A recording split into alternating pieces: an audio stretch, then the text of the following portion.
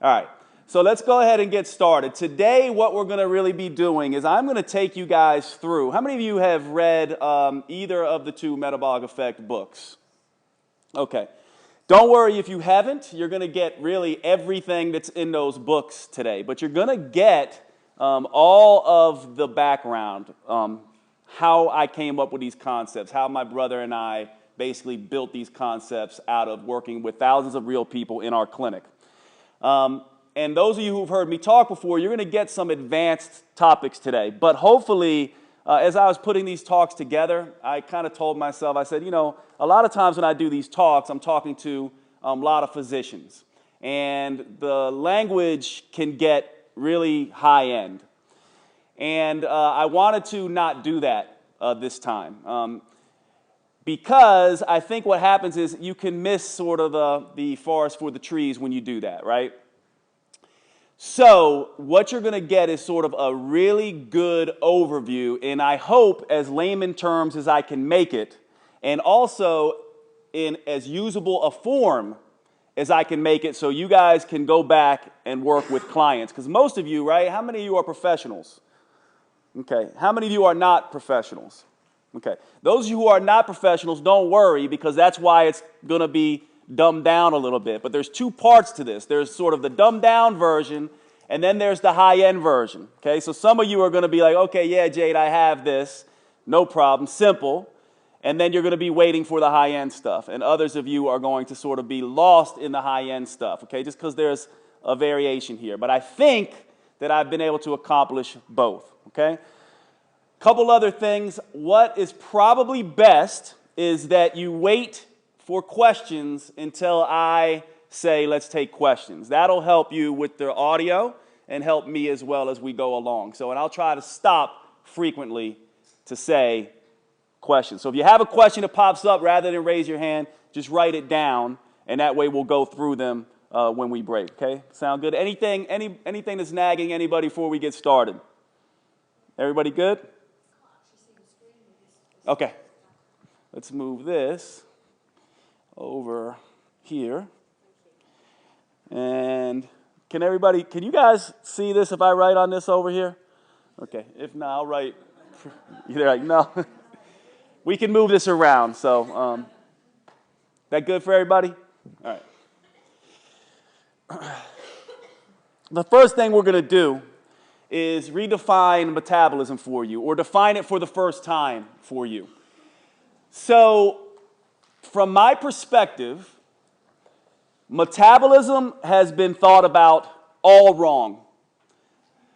It is a very old and incorrect model that we use in clinical terms. And when I use the term clinical, what that means is just that when we're talking to our clients or when we're working with ourselves and we think about metabolism, how we think about metabolism is actually keeping us from getting results. And so the first thing we need to do is completely redefine metabolism. You need to understand how the human metabolism actually works. Now, there's 5 laws of metabolism. These are my laws, okay? These aren't anybody else's laws. The reason I call them laws is because as I've been doing my research over the past 25 years since I was 15 years old, I've seen these things repeated over and over and over again. And once I started really getting into research in my undergrad training and in medical school, I saw these same things recur over and over and over again. And the science has gotten to the point where we can be pretty sure this is the way things work. Now, when I say pretty sure, that means we don't know anything about metabolism, okay? Which means that this is the best information I feel like we have right now, and it's changing like crazy, okay? But what I'm hoping is that I can give you a framework rather than hard, defined, black and white rules, and you can take that framework, move forward with it, and understand what you're hearing out there in the world, right? Because we're all kind of overwhelmed with information right now, right? We don't necessarily know how to place it. I'm hoping this framework will do that for you. So let's cover them right off the bat. What are these 5 laws? Well, the first law is what I call the law of metabolic compensation. What that essentially means is Every time you do something to the metabolism, every time you force it to behave a particular way, it pushes back against you. It fights back against you. Okay? That's what that means. So you eat less, the metabolism has a response. You exercise more, the metabolism has a response. You deprive yourself of sleep, the metabolism has a response. You overeat, the metabolism has a response. It is not some static, black and white, stable thing that just stays like this. It's all over the place. It is constantly changing. So here's a question for you. How in the world can you take a defined, static, black and white way of doing things, eat less, exercise more, and expect that to work in a changing system? So perhaps one of the major things that's wrong with the way we approach weight loss and body change is that we try to do the same thing continuously over and over again, which means it may work for a time, but if the metabolism is changeable and adaptive, it won't work for long. So that's the first thing you need to understand. If I'm going to work with the way the metabolism actually works, then I need to have a changeable, adaptive process, right? Law 2 is the law of multitasking. You can't very well, right, tap your head. Go ahead, tap your head, rub your belly. Can you do this? Come on. Who can do it? How many of you can do this? Okay, you get better with practice, right? I bet you the people who did this have done it before. You practiced. Well, the metabolism's the same way. You try to burn fat and build muscle at the same time. It's the metabolic equivalent of tapping your head and rubbing your tummy. The body does not do it well. Okay? It can do it, and if you have a beginner or someone who's on anabolic steroids, it can do it pretty well. But for all the rest of us who are seasoned exercisers and dieters, the body does not do this well. The body likes to either be anabolic, building up tissue, building fat and muscle, or catabolic, breaking down fat and muscle tissue. That's why you see many people who go on exercise regimes, they either end up skinny and flabby, they've lost some fat and they've lost some muscle too, or they end up fat and bulky, right? Where they gain some muscle and they gain some fat too. Now there's ways to make the metabolism a better multitasker, and we're going to talk about that today, but that's one thing you need to understand. So that makes sense to you, I hope, now. Law number 3 is the law of metabolic efficiency. There is no such thing as a 100% efficient engine. It does not exist. And the same is true for the human engine, which is metabolism, right? When we talk about metabolism, we're really talking about the human engine. What you want is the most inefficient metabolism you can have. Why do we want that? Because an inefficient engine does what? It heats up. It gives off a lot of heat. It gives off a lot of smoke. If you do that with your metabolism, it means you're burning a lot of energy. The last thing you want is for your metabolism to be very efficient. What that means is that if it's efficient, it efficiently takes calories out of the food you eat, and it efficiently stores those calories away, right? In other words, it's very efficient. It tries to do the most it can with the least amount of fuel. So we want to build inefficient metabolisms. When you do a high-intensity, short-duration metabolic conditioning class, what you are doing is making your metabolism more inefficient for several days after or several hours after, right? When the body heats up, that means it's becoming more inefficient. So you need to understand efficiency. We're going to go in these in detail, but I'm giving you the overview right now, okay? The 4th law is the law of metabolic individuality. This is the one that throws a lot of people off because we think, hey, we are human. We share metabolism. I don't get this idea of metabolic individuality. Well, we are human. I can recognize you if you walk in the room over there. I can recognize you as human when you come in, can I? I could be like, that's a human. 2 legs, 2 arms. Most of us move in predictable ways. If I come up and talk to you, you're going to interact with me in fairly predictable ways. Except for the fact that I'm American and talk a particular way, and you guys eat brown sauce and things like that, and I don't know what that is and that kind of thing, right? But fairly predictable. But here's the thing. When you walk up on me, right, I can see this is a unique individual person. I can see your face. I can see your personality. I can see your facial expressions. Think about metabolic individuality that way. Most of what we share is the same, but there are variations in our metabolic processes. And then most importantly, and this I would write down because this is something that the entire industry, whether you're a professional or a serious health care practitioner or someone who cares about, you're just a layperson who really wants to master your metabolism, you have to understand that psychological sensitivities, your personality, and your personal preferences are huge in your ability to stay on or want to be on any kind of health regime. And we ignore this. Here's what I would suggest to you.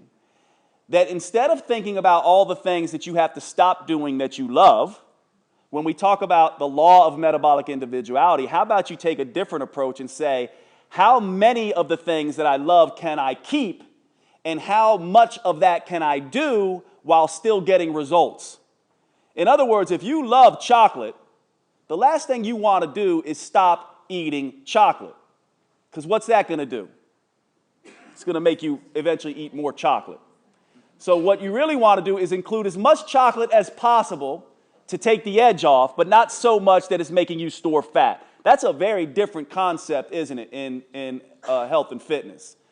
That's the law of metabolic individuality. If you're working with yourself or you're working with a client and you do not take into account their personal preferences, you have lost the battle right off the bat.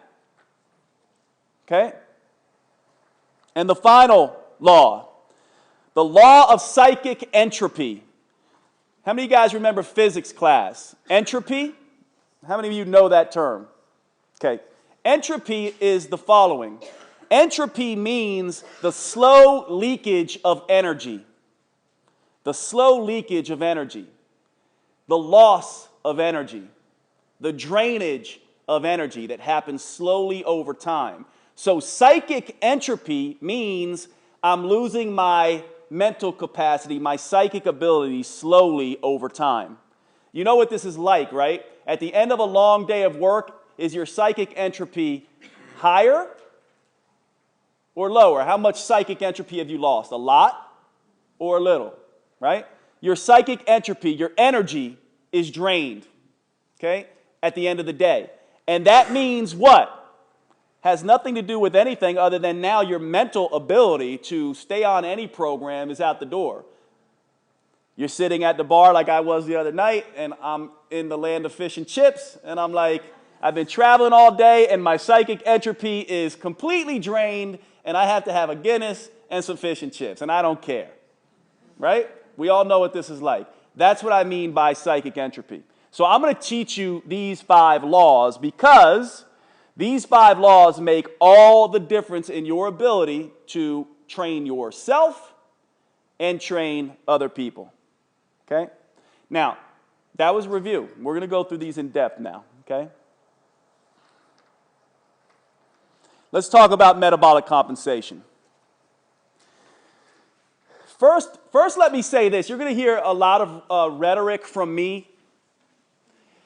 And I do mean the term rhetoric. It's going to be rhetoric in the sense that you'll hear some marketing language from me because I'm used to talking about this, and marketing is important.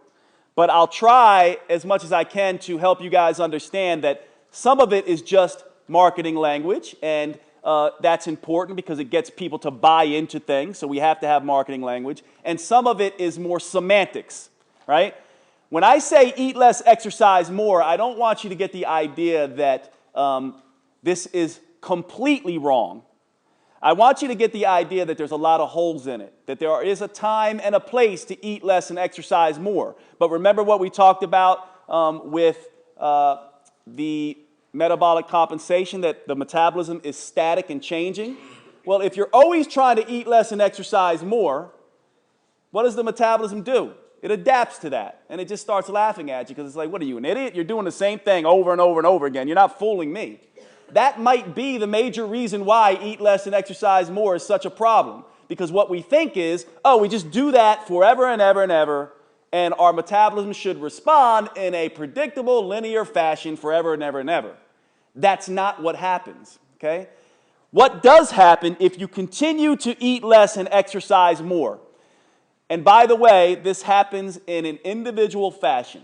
If you look at the research, it's kind of all over the place, but between 4 and 10 days typically, for most people, when they go on a diet, depending on the severity of that diet, and by diet I mean eat less and exercise more, they will begin to go into metabolic compensation. You might want to write that down. Within 4 to 10 days, if you're working with yourself or you're working with clients, you want to think about 4 to 10 days is when I'm going to start looking for metabolic compensation, right? And if metabolic compensation is occurring within 4 to 10 days, based on most people, then I probably don't want to go much past 2 weeks before changing something, do I? And maybe I even want to change it faster, right? This is an important point for you. 4 to 10 days, roughly. Now, are there some people who can stay much, much longer on these things? Yes. And this is what confuses us. There are some people who can do eat less, exercise more forever. They are in the minority. There are so few of these people compared to other people. So what we typically do, our human brains are funny, because we'll find one case study of one person, one time, that we met somewhere, and we'll be like, but that person could do it. That means it must be true. Instead of looking at everybody else, the 99.999% who can't. Okay? So, eat less, exercise more, 4 to 10 days. What happens? This happens. You start to get hungry. The body does this on purpose. The metabolism fights back against you. Your energy becomes unpredictable, unstable, typically gets lower, right? Your cravings start going up. Cravings for the very foods you're trying to avoid, whether you're cutting carbs or whether you're cutting calories. Other things start to change as well. Your mood can change. You may start noticing your sleep is getting worse. You may start realizing that your performance in the gym when you exercise is less. You might start to think, my God, my recovery from workouts is taking a long time. Your libido might begin to go. Your metabolism begins to change. These things are always kind of seen as just suck it up, right? At least in the United States. It's like that here, right? You're lazy, suck it up, you're feeling hungry, you got low energy, you don't have cravings, you're a wimp, you can't do it, you don't have the willpower, right? What I would say is, if you are feeling hunger, low energy, cravings, mood changes, and all these things, this means your metabolism has adapted. You're inside that 4 to 10 day period, and you better start thinking about doing something differently, otherwise you will fail. There is no way you're going to win against your metabolism. If you're in a tug-of-war match with your metabolism will literally yank you right off your feet. There is no freaking way you're going to win. Are there some people somewhere out there that you've met somewhere? Yes. There are a few who can. Typically, they're the ones on YouTube telling you you're a wimp because you can't do it, right? But 99.99% of people cannot win that war. So this is going on. By the way, this is all hormonal, okay? Leptin, ghrelin, all these kinds of things. are changing in a way that makes it so you're going to have these things change. I have a little acronym I came up for this, HEC, hunger, energy, and cravings, HEC. If your HEC is in check, your metabolism is balanced. If your HEC is out of check, you're probably in metabolic compensation. Okay, now one caveat to this.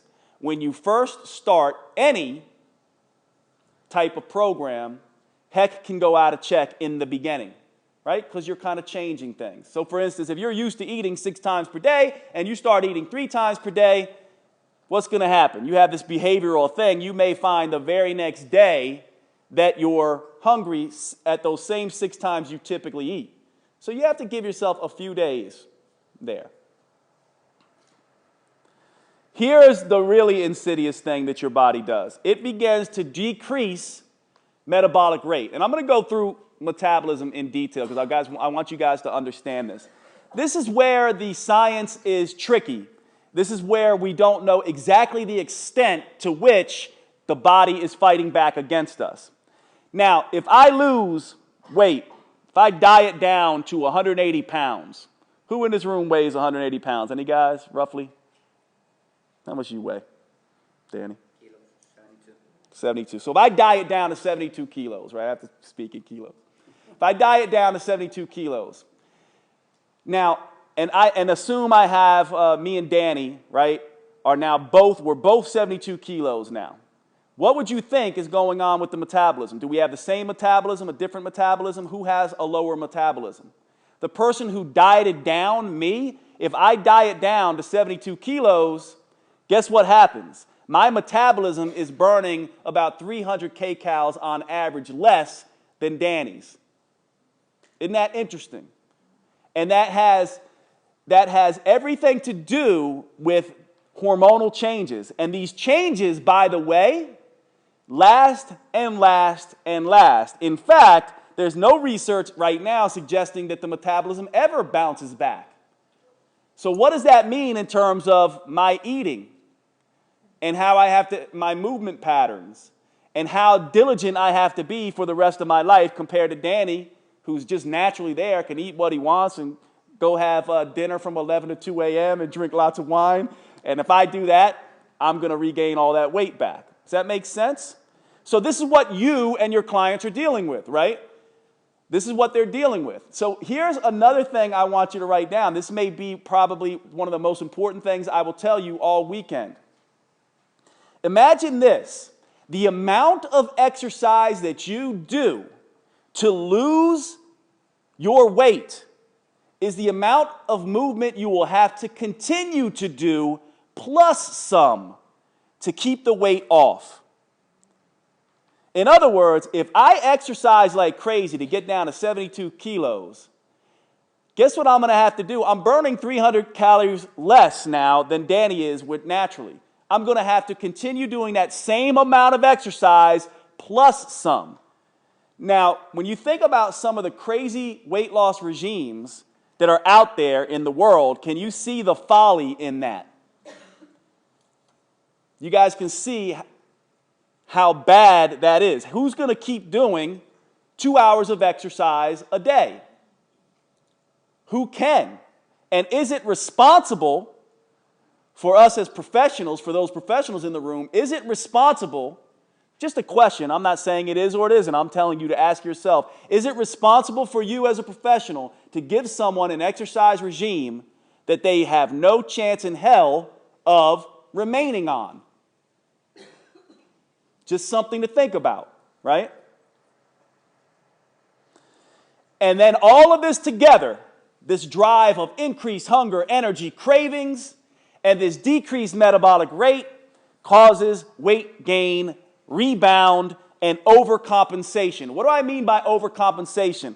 By the way, the research is absolutely clear on this. We just don't necessarily know the timetable. Here's what the research says. 95% of individuals who go on an eat less, exercise more regime regain the weight back. And 2/3 of those 95% actually end up fatter. Now you say, Jade, what's the time period? The time period is between 1 and 5 years, okay? So yeah, I guess, you know, in 1 year, you lose a little weight. By the way, most of those people can't lose the weight in the first place when you look at the research. But those who do either gain it back or end up fatter. How many of you guys have friends or you yourself have seen this in yourselves, right? So you're like, maybe you make it a year and you're happy. Maybe you make it 2 years and you're happy. Maybe you make it 3. But eventually, right, that weight sneaks back up if you can't maintain the lifestyle.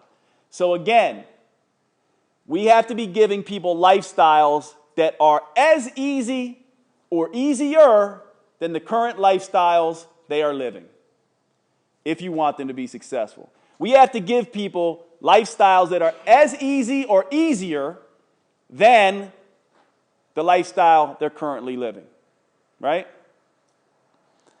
So that's a huge challenge for you as a professional and you if you're someone who's just trying to lose weight. This is for the professionals in the room. So for those of you who are not, you'll still find this sort of interesting, but don't let your eyes glaze over, okay? So over here,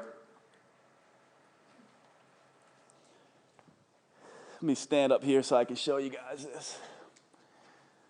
Basal metabolic rate, the amount of energy you burn at rest, okay?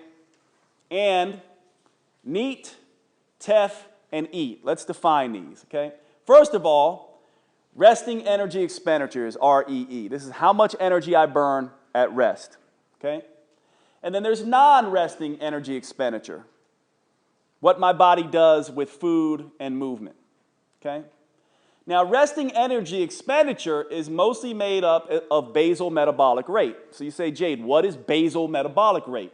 Basal metabolic rate is basically all of the actions my body has to go through, all the fuel, all the chemical reactions to keep me alive. If I was just laying around in a bed like this, to keep me alive, the body has to burn a certain amount of energy. That's basal metabolic rate. That's about 70% of your total metabolic rate. And then there's other components. NEAT is non-exercise associated thermogenesis. What does that mean? That's basically like fidgeting, walking around, activities of daily living, cooking, taking out the trash. If you're someone who basically sits and bounces your leg, writing with your pencil, doing this kind of stuff, you know, all that. By the way, that stuff adds up. Look how much it is. That's pretty substantial, isn't it? Right? TEF, thermic effect of eating, thermic effect of food. Every single time you eat, you burn calories in eating. Now, a lot of people go crazy with this, and they're like, oh, well, that makes a huge difference. Just understand that, yes, you burn some calories when you eat, but most of the time you're taking in 100 million times the calories that you burn when you eat. So, but is this important? Well, it is, right? Because if I go on a diet to diet down to Danny's weight, right away, I lose, by eating less, I lose about 10% of my metabolic rate, right? Because of the food. Now, there's certain foods I can eat that give me a little bit of a boost in that, mainly fiber-based foods and protein-based foods. And then EAT, exercise-associated thermogenesis. This is calories we burn through movement. Now, first thing I want you to do is just take a look at this, right? Basal metabolic rate is the big piece. Non-exercise associated thermogenesis, TEF, and EAT. Now, what do most people do in this room, and most people you work with, what do they try to change on this metabolic grid to try to make a difference in their metabolism? This little piece right here, right? Meanwhile, this part right here is a much bigger component. This is why, if you move to London, right, or Paris, or New York City, and you have to start walking around and taking flights of steps and all that kind of stuff, people start dropping weight like crazy without doing anything. And they're just like, oh my God. This, and this is important, I would seriously write this down. This I completely ignored for most of my professional career. I was like, walking? Pfft, that doesn't burn fat. Forget about it. That is ridiculous stuff. That's what I thought, now I see it might be the most powerful thing that we have. By the way, the biggest decline, remember we talked about Danny and me. Guess where the biggest decline comes? This is kind of shocking. You guys will be interested in this. I diet down to 72 kilos. Guess where the biggest decline in metabolic rate comes from? NEAT. And we don't understand why. You watch people in metabolic wards and they do these studies, and guess what happens? They just spontaneously stop moving. They don't want to move. They stop fidgeting. They stop walking. Their body just basically says, hey, you were fat. I want you to be fat again because there might be starvation. Come and just sit and be still. And just naturally, their nervous system stops moving them around as much. So here's an important thing. When somebody is losing weight or trying to maintain weight, where are you going to spend most of your time counseling them? Are you going to tell them, go to this class, do this class, dump around here, do that, work out, do some weights? Or are you going to say, you know what, you really need to build movement into your lifestyle? I would say you need to build movement into your lifestyle. That's where these things, by the way, anybody wear any of these tracking things on your wrists? How many of you, it's made a difference in how much you move? Right? This is where technology is going to help all of us. This is where technology has a big role to play because our human brains work like that. We see, oh, just by having this on, just by seeing this on my wrist, there's a subconscious drive to be like, Jade, just walk a little bit further, park a little further away, take the steps, right? And that all adds up, okay? So what's the point of this slide? The point of this slide is to drive some very key facts home to you. This is not where you want to be spending most of your time when you're counseling somebody, okay? You probably want to be talking about this. And this is good news. This non-exercise associated activities of daily living is good news. Guess what? Because it's fairly easy. It's fairly easy to do. It might be a pain in the ass because you don't have a whole lot of time and who wants to walk 2 hours every day, but it's pretty easy to do, especially if you just start trying to build it in. You just remind yourself, I got to get up. I'll get a standing desk. I'll park further away. I'll take the steps. All these things that we've heard before that we were just kind of like, at least in my case, where I was just like, get out of here. Take the steps, park further away. It's not going to do anything. It's going to do an awful lot for the metabolism, especially in the maintenance phase. Especially in the maintenance phase. But guess what? You want to build it into the beginning phase as you're losing so that it becomes a part of life. So that in maintenance, it's more natural. By the way, this piece is critical as well because guess what makes up about 2/3 of basal metabolic rate? Muscle mass, especially muscle mass when you move. This is why doing things and choosing activities that maintain your muscle mass are hugely important. It's not that cardio is bad. Cardio will not kill you. Cardio is exceedingly healthy, right? But when you have a cardio-dominated exercise regime, you're burning fat, yes, and you're probably burning muscle slowly too over time. By the way, you burn it less slowly, okay? Like if you're jumping around doing Zumba and all that kind of stuff, it's fun, and you'll probably burn less muscle over the next 20 years. But you still will burn up some muscle. However, if you just incorporate some weight training, not only will you not lose muscle, you can actually maintain and potentially gain muscle. And that's critical. So, here's what you need to know here. Reductions in metabolism while you're dieting, about 45%. That's huge, right? So if I'm burning 3,000 kcals per day, I really want you guys to get this fact because this will drive home to you the folly of a strictly eat less, exercise less plan. If I'm burning 3,000 kcals per day total through exercise, through everything, right? And my metabolism reduces by 45% due to all these factors. If I continue on a 2,500 calorie a day diet to try to lose, right? Will I be successful or will I not? What will happen with weight loss? It'll go like this, and then it'll start going like this, and then it may creep up. Typically not because the reductions are overcompensating, but typically because hunger, energy, and cravings are making it to where you can't stay on the program anyway, okay? So that's critical. That means you're going to have to adjust and change, okay? About 5% is adaptive, meaning that your metabolism will always be burning, depending on the person, about 100 to 300 kcals per day less at whatever your weight is. So if I diet down to Danny's weight, I'm stuck with that. One thing we can potentially do, though, is we can maximize muscle. That'll help. We can build NEAT into our life. That will help, right? And we may be able to offset this with activity. So here's the point. If you're trying to maintain your weight, when's the most important time to be using activity? During weight loss or after you've lost the weight? Probably after you've lost the weight to deal with this metabolic decline. Okay, does that make sense? So here's an example of what happens, just so you guys can make this in your mind and understand. If I'm 2,000 kcals per day, let's say that's my total energy expenditure, right?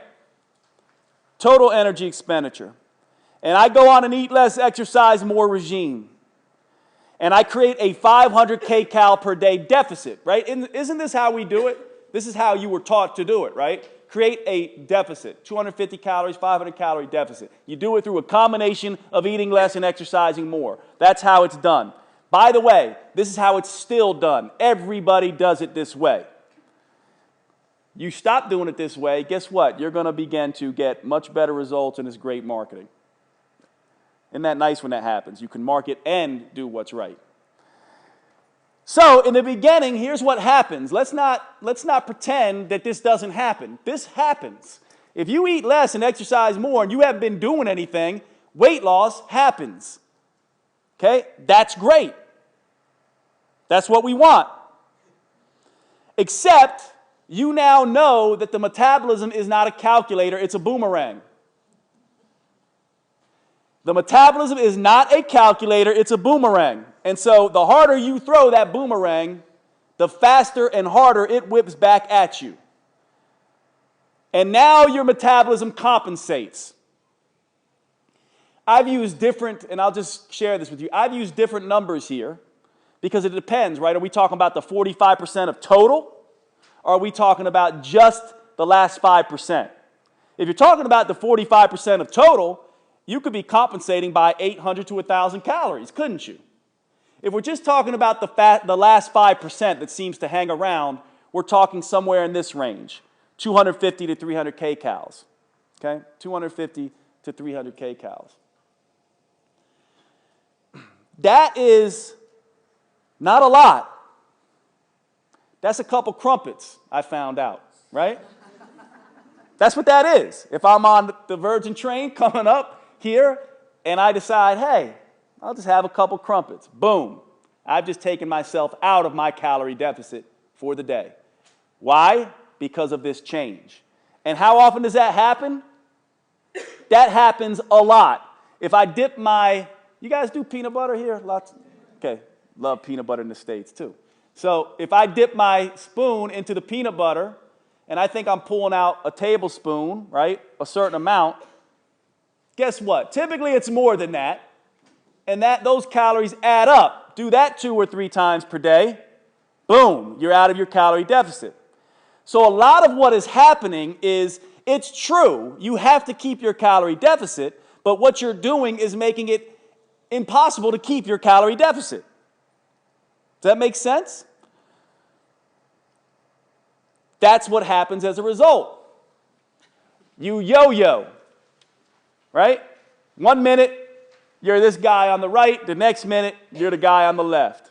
And that's the game you're playing with your metabolism.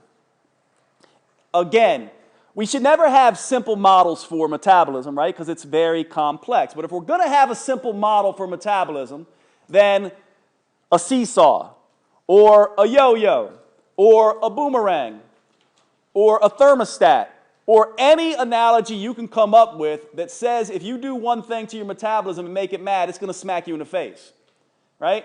It's adaptive and reactive. That's the model you want to think about, not a calculator and not a chemistry set. The idea that it's just hormones and that's it, and that's all you have to worry about is wrong. The idea that it's just calories and that's all you have to worry about is wrong. You have to worry about both. Let's talk about metabolic multitasking. Skinny fat and muscle fat. Good marketing terms, right? Good marketing terms. Not exactly true, but good marketing terms. It also explains, guess what? Muscle fat explains what? When a woman, one of my biggest pet peeves was this, and you guys tell me, but this is one of my biggest pet peeves. I don't know if you guys had this in the States, but for years, I would be training, especially women, and women would say, I'm bulking, and I don't like it. And I would hear all these other trainers, and I would even say, you're not bulking, you can't bulk like a man. But in my head, I'm looking at her and being like, she's bulking. But I would say what everybody else says. You can't do it, you don't have the hormones. You guys know what I'm talking about? What this is simply she's not burning fat and she's building some muscle. If that's not bulking, then what's bulking? I don't know what it is then, right? So they think they're going to look like bodybuilders. No.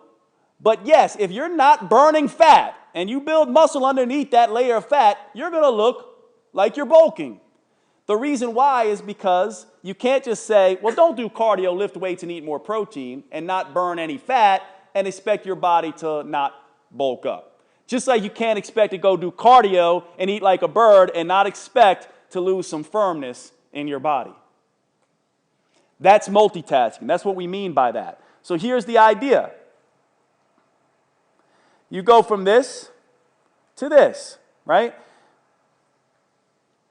Skinny fat, skinny, however you want to look at it. Or this. These are all different types of people. That's what we really want, right? So what am I? Right? Where am I? Where do I fall on this? Right in here. And when I eat a little bit too much, and you'll see it, I move right up into this muscle fat category. You guys have seen guys like this, big powerlifting dudes, right? They look muscular as hell, but they got a nice bit of fat hanging over their muscles, right? I get a little leaner, right? I come down here. Me personally, my body will never be there. It's just not the way I'm built, right? I'm just not. I will be at my leanest, and when I'm looking my best, I'm like in here somewhere. So the reason I'm showing you this is because I'm saying, where are you taking your clients? Basically, what you want to do is take them right down the middle. The reason I'm showing you this is because over there, that's the cardio world, pretty much. Unless you're a guy like me, if you start having people do Zumba and step classes and cardio and cardio and cardio, they're going to get skinny or skinny fat. They're not going to look super fit, right? However, if you take a guy like me, which is what I do, and you don't do any cardio, right? You don't do any of that kind of stuff, and you don't watch your diet, and all you do is pick huge, heavy things up and put them down, which is what I do, you start coming over here.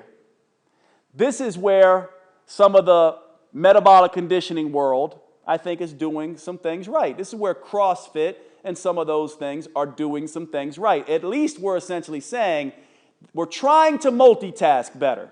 And the research is showing that, guess what? This tends to work. And so what's this slide trying to say? It's trying to say something very simple. Look at the client and essentially say, where are they? And let's not apply one-size-fits-all rules to people. It's not an all cardio world. It's not an all weightlifting world either. But if we're trying to, most of your clients and most of you in the room who aren't professionals are trying to do what? You're trying to multitask. So there's a way to do that. The body doesn't do it well, by the way. And I'm going to show you how to try to get around that. But it's to understand what you're looking at. So right away, the reason why I use me as an example is because I want you to get used to looking at people this way. It's not a rude thing. You know, I'm not offended if you see me as muscle fat, right? I know when I start heading in this direction, that might be where I am. You shouldn't really think of yourself as judgmental if you see a client and you say, she's sort of in that skinny fat zone. You don't want to say that out loud, but you want to have these frameworks in your head, is what I'm saying. They're helpful. okay? Because I think a lot of us say, oh, well, that's judgmental or that's this and that. If you have the proper framework to start, you can get them results. Does that make sense? Multitasking, this idea, I think, is completely missed. No one's talking about it. By the way, beginners, doesn't matter. Give them cardio, tell them to eat salads. They're going to get results for a while. But you are still going to be heading them in one direction or not. People on steroids, anabolic steroids, they're the same thing. They get results. They can multitask better. Everybody else needs to get a little bit more savvy about multitasking. Those two things are easy to do. They're pretty easy to do. If you want the right, just run marathons and eat 1,000 calories a day, and you will get what's on the right eventually, if you could do it. But we've already talked about metabolic compensation makes it so most people can't do it, right? If you want what's on the left, just eat everything in sight, free-base protein shakes and weight gainer 5,000 and lift heavy stuff, and you're going to end up looking sumo wrestler-ish, right? If you want what's down the middle, that's harder. That's what we're focusing on today. We're gonna be thinking, because that's what most of your clients want. They want athletic bodies, right? They want athletic bodies. You know, it's funny, and this isn't judgment, okay? So I don't want you to hear judgment, because sometimes, people hear judgment in this. But I say this because it's really just to get us all in the right frame of reference. Here's what I see, and you tell me if you see the same thing. Again, it's not judgment. But when I look out at fitness conferences, oftentimes, what I see not a population that looks that much different than the population at large. And when I do see people who are fit, they oftentimes look a little bit more on the skinny fat, skinny side. They don't oftentimes look like athletes. Why am I saying that? Again, it's not judgment, it's just that I don't think we either in the fitness industry are using some of the right techniques. Now, there's a huge variation in genetics and metabolism and all that kind of stuff. That's why I'm saying it's not judgment, but I'm also saying what works and what doesn't. And so look at yourself, see where you fall in this category, and use yourself, if you're a professional, as your first, trial run as you go through this stuff. Ask yourself, by the way, let's ask ourselves now, who here does all of their exercise as either cardio or weights? Anybody? Okay. Who here does 80% of their exercise as cardio? 80% or more as cardio, okay? Who here does 80% or more of their exercise as weight training? That's me, 80% or more, okay? Now, then take a look at where you are. By the way, me, if I do more cardio, I'm a one anabolic dude. I grow muscle if I look at a protein shake or even look at a dumbbell. I should be doing more cardio, right? If I want the results that I want. The reason I say that is because right now in the world, there's all this cardio hating going on. Is that here in the UK as well? Not good. It's never good to have that kind of rhetoric. It's just good to say what is true and what isn't true. As soon as you start letting your biases and dogma drive what you do, it's not a good thing. So it's not about hating on cardio. It's just saying, guess what? Cardio is healthy, it's fun, it does a lot of good things, but it moves you in that direction. It's not about hating on weight training. It does some great things, helps maintain your metabolism way better than cardio does, but it also does not necessarily burn fat as well. Okay? Now, here's where we get into some fun stuff. Some of you guys who follow Metabolic Effect may have seen this slide before. Here's the way to think about it. So now we're going to put multitasking together with metabolic compensation. Remember I told you, it is, again, this isn't judgment. I'm just trying to make a good point. It is the height of stupidity to apply a one-size-fits-all static linear strategy to a system that is changeable. It's not smart. Meaning that if you just do eat less, exercise more, oh, I'm not getting results. I need to do more, eat less, exercise more. I need to do more of that. Oh, I'm still not getting results. I need to do even more. That's just dumb, right? That's just dumb. We need changeable systems. Well, I have 4. Here they are.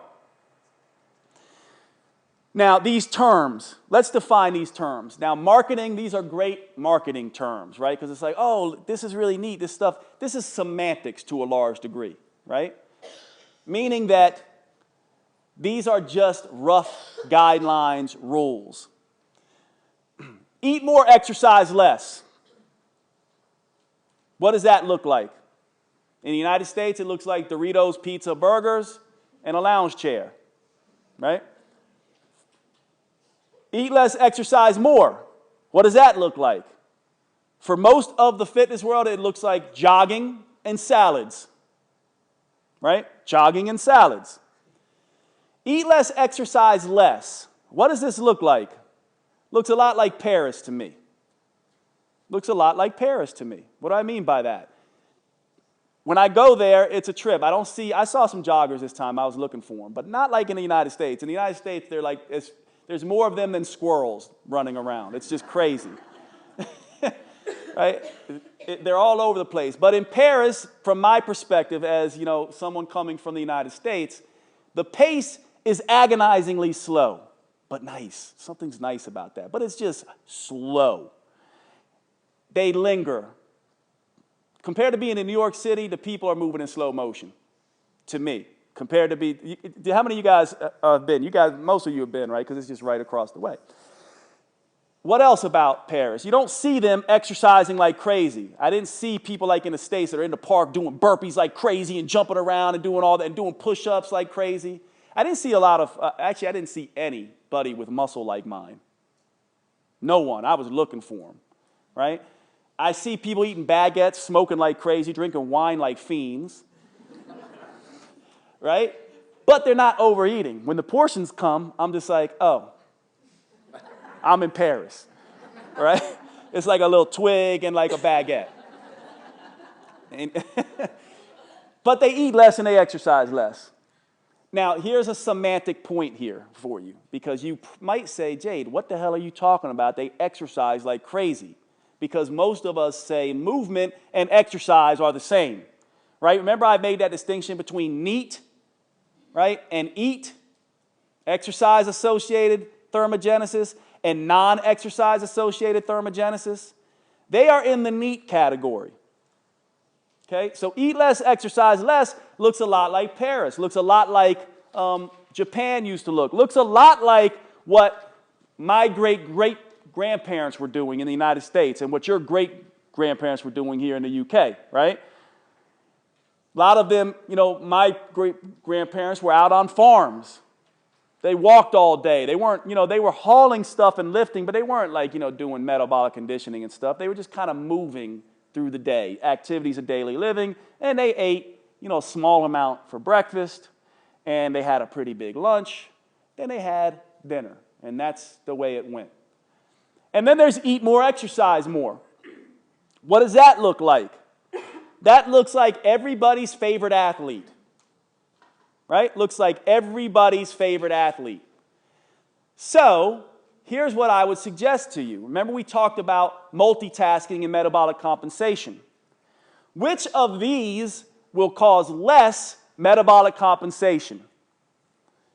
Eat less, exercise less, and eat more, exercise more cause less metabolic compensation, less of a boomerang effect, less whip back, less of that stuff. Notice I say less. Not that they won't cause it, because the metabolism is going to change, period. It's going to change. It will just do it far less intensely and take far longer to do when you're using these other two models. Okay? Some people, more than just a few, can stay in eat less, exercise less for life and do really well with it. Not many people can stay and eat more, exercise more, by the way, because age just starts catching up and you can't move as much or as intensely. Okay? So what I'm trying to point out to you here is that you have 3 different tools other than the tool you've been using. You've been using one tool, eat less, exercise more. Now I'm telling you there's 3 more tools to use to get your metabolism off its plateau. Know what I'm saying? You're going along, you're eating less and exercising more, the metabolism stops. It's not responding. What do? Maybe you spend a weekend in eat more, exercise less. What does the metabolism do? Comes back up, and then you change it again, and it starts going back down. Or maybe you do eat less, exercise less. Or maybe you do eat more, exercise more. But the last thing you do to an adaptable, changeable metabolic system is do the same damn thing all the time. Right? So let's talk about an example here. Here's the example I like to use. Busy executive, business person, travels all the time, constantly on planes. Maybe he or she uses eat less, exercise less when they travel because they don't have a gym. They don't really have a lot of food. By the way, when you exercise less, guess what happens to hunger? Typically goes down. Therefore, they're not chasing cravings all the time, right? So they just eat less, they exercise less. Maybe they fool around with intermittent fasting on those days. Then when they're home and they got their gym around, right, and they got their food and they can be more diligent, they move into eat more, exercise more, right? So maybe during the week, they're doing eat less, exercise less. On the weekends, they're doing eat more, exercise more. Then the holidays come around. They go home. It's cold, right? They're basically in a position where they're at their parents' house and their parents are cooking and there's all this holiday food and they don't have their gym. What's wrong with spending 4 days, 5 days in eat more, exercise less? When it's not continuous, it's actually healthy for the metabolism. Isn't that interesting? It actually reverses some of that metabolic decline, believe it or not. Again, this varies, and unfortunately, here's a trick. The people who are most fit get the most pick back up when they overeat of metabolism. The people who are least fit, most overweight, the ones who need it the most get the least pick back up. Kind of sucks, but that's the way it goes. They will get some. Then you go back home, right, and you're in eat more, exercise more again, and then maybe you take a trip to the Caribbean or, someplace like that. You're parasailing and you're rock climbing and you're, biking, and all of a sudden you're doing all this exercise and you don't want to worry about food so much. Then maybe you're in eat less, exercise more for a time. So when you're designing your plan, your program, or you're designing a plan for your clients, right? What you want to be thinking about is how do I design a system that keeps them out of compensation and also keeps multitasking in mind and is easy for them to do, works with their environment. This makes it easier to do that, right? Because people might tell you, I just don't have the desire to work out during the week. My psychic entropy is all used up. So what do you tell them? Okay, don't worry about it. Just go for a few walks, try to move as best you can, save all your exercise for the weekend, right? And you adjust. Personal preferences matter. Any questions about that? With what you just said about maybe saving the exercise for the weekend, is there a detrimental effect on the metabolism by sort of doing 2 days of intensive exercise and 5 days of not much? Or? Yeah, great question. So question was, she says, in regards to what we said about working out on, just working out on the weekend, is there a downside to the fact of doing 2 or 3 super intense workouts all back to back like that? Not if they're done 2 or 3 days. It becomes a downside when you're going 2 weeks and you're doing intense workout after intense workout after intense workout after intense workout. But 2, 3, 4, maybe even a week long of doing that, no. Probably good for you, right? It's when you beat on your metabolism, doing eat less, exercise more, and you're doing that day in and day out, and then you beat yourself up even more with the mental hammer, basically saying, oh, you suck, you can't keep it up, you can't hack it, which nobody can hack that. It's not normal, right? The human body's not designed for that. Any other questions? What about if you've got someone who's disabled who can't exercise and they're stuck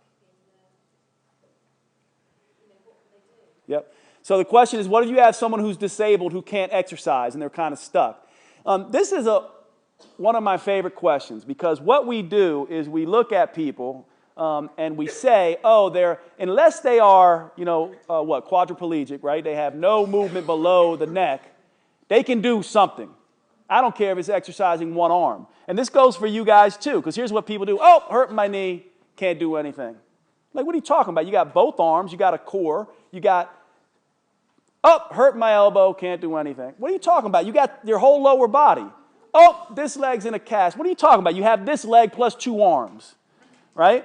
And so the idea that you get hurt or you have disability, and again, this isn't judgment. This is just a suggestion. And by the way, I could be wrong with this suggestion. But my suggestion is that you do something and you don't allow yourself to tell yourself you can't do anything.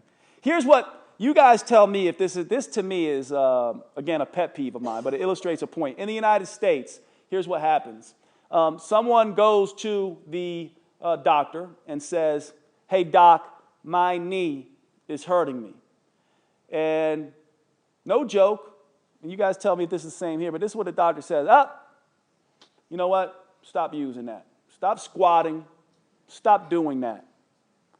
Then they come to me, and I'm just like, what? Okay, so let's think about this for a minute. Stop doing it. What's going to happen?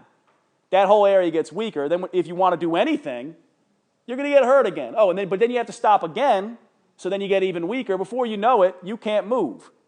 And that's why you see people like this oftentimes walking across the street. I mean, barring the fact that they've had a stroke or a serious injury that left them to where they couldn't. But the idea is there's only one direction to go if you stop moving, and that is down. And so you move what you have as much as you can. You move what you have as much as you can. And by the way, if you can't move and you are quadriplegic, then you move your muscles in your head. And by the way, research shows that that has actually some beneficial effects, believe it or not. That you imagine that you're moving. And that keeps the nervous system better off than it would be if you did nothing. You had a question? No? Okay. Anybody else have a question? Is this the reason why if a client perhaps has been away on holiday, overindulged, they come back, they've gained quite a lot of weight, but they get straight back to it, the next week they get a great weight loss? Yes. Okay. So, great point. Is this the reason why a client will go away on holiday, gain some weight, come back, get straight back on it, and all of a sudden they come off their plateau and they get great results? Yes, that's the exact reason why. Now, what we need to do is coach our clients to be like, look, all that weight you just gained, that 10 pounds you gained in that 4 days is impossible. You can't gain 10 pounds of fat. It's physiologically impossible. It's all water. Don't worry about it. Get back doing what you're doing, and actually it has benefit for your metabolism. It actually has benefit for your metabolism. Now, you start doing it for 2 weeks, it's no longer beneficial, right? Remember, 4 to 10 days, right? Use that as a general rule. I mean, that comes from studies, and I've seen it over and over again. That's how long you want to stay in these states. Unless you're someone who's like Jade, I do great and eat less, exercise less, and I like to live there pretty much. Some people can. All right, let's move on. This is a little bit review, but this is not your metabolism, and neither is this. Let's talk about this separate part. Your metabolism is not a calculator. Your metabolism is definitely not a chemistry set. There is no magic formula, math formula, that if you plug in my macros and this and this and this, and we are going to cover how to calculate macros, by the way, because it is important. We will cover that later. But the idea that insulin and leptin and ghrelin and GLP-1 and GIP and all these things that people get excited about, they sound sexy. Oh, I'm talking about hormonal weight loss. The idea that there's some unique chemical mixture of hormones that is going to induce weight loss is silly. Just as it's silly that there's some magic formula, math formula, a certain amount of calories that is going to induce weight loss. These are not the right models. These are not the right models. This is the right model. If we're going to use a simple model, this is it.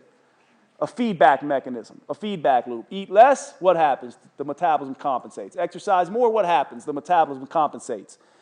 Sleep deprived, increased stress, get ill, the metabolism compensates constantly. Have a baby, the metabolism compensates, right? Always.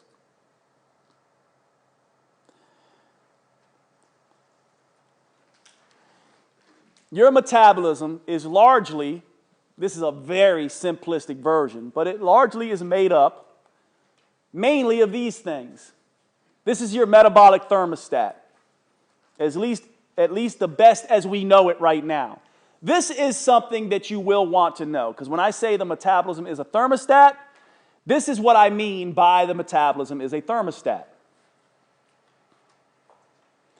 This is, if there is one hormone in the body that is the most important hormone for metabolism, it's not insulin, it's leptin.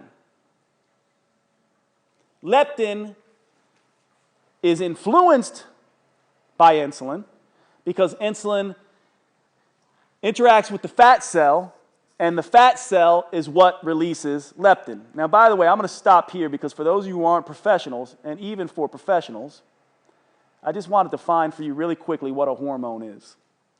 Because hormones are confused. People are just like, well, Jade, what even is a hormone? What is it? What does it actually do? Leptin is a hormone. Insulin is a hormone. Cortisol is a hormone. What are hormones? Hormones are like your internal mailman. They are basically the mail service that your body uses to send messages from one cell to the next cell. That's all a hormone is. It's a messenger. It's a chemical messenger. You see a lion, your body says, hey, tell all these cells that they better do something because there's a lion over there. And then the body says, hey, adrenals, thyroid, you guys release this chemical messenger, this mailman, tell the mailman that there's a lion, or tell the cells there's a lion. The mail service goes and tells the fat cell, hey, there's a lion coming. That's adrenaline, is the messenger. And the fat cell starts releasing fat. And adrenaline tells the muscle cells, hey, there's a lion. And the muscle cells start using glucose. So hormones are just messengers. So what's the major metabolic hormone or metabolic messenger? It's leptin. What signal does it send? It sends a signal to the brain. It sends a signal to the adrenal glands. And it sends a signal to the thyroid. Now this I actually want to draw for you guys because leptin and the metabolism function in a very weird way. 5 minutes? Okay. If you have increased leptin,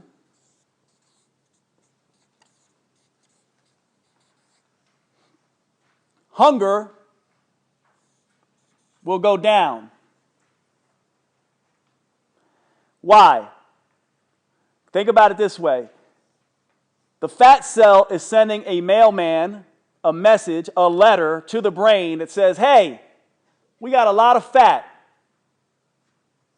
So the brain says in response, oh, we have a lot of fat. I just got this telegram that says we got a lot of fat. So what I'm going to do is I'm going to tell the thyroid and the adrenal glands to start burning more, and I'm also going to tell my body to stop eating so much. Makes sense, right? You get this telegram, gives you a message, the body responds. Here's the problem. If you have less low leptin levels, now the telegram comes and the telegram says, hey, we don't have a whole lot of fat. What's the brain do? Increases hunger, increases metabolic rate. Here's where the trick comes in. What happens if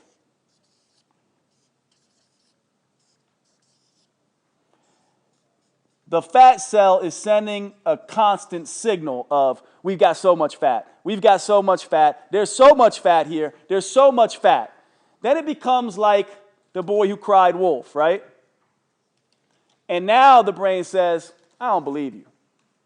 I don't believe you. You don't have any fat. You've been crying all about having fat for so long, and I'm tired of listening to it. I'm tired of getting these telegrams. It's like Harry Potter when he gets all those messages, right?